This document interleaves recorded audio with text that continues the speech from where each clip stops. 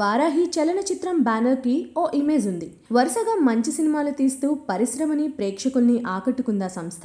ఈగ, లెజెండ్, ఊహలు గుసగుసలాడే, దిక్కులు చూడకు రామయ్య సినిమాలు ఈ సంస్థ ఖాతాలో ఉన్నాయి. ఇప్పుడు తుంగభద్ర సినిమాని నిర్మించింది. ఈ సినిమాకి భారీ ఎత్తున ఖర్చు కూడా పెట్టింది. ఓ కొత్త దర్శకుడికి అవకాశం ఇచ్చింది. అయితే ఈ సినిమా విడుదల తేదీ పలుమార్లు వాయిదా పడింది. ఫిబ్రవరి చివరి వారంలో విడుదల చేద్దాం అనుకున్నారు. ఆ తర్వాత మార్చి 6, మార్చి 13 అంటూ డేట్లు మార్చారు. ఇప్పుడు 20న వస్తోంది అంటున్నారు.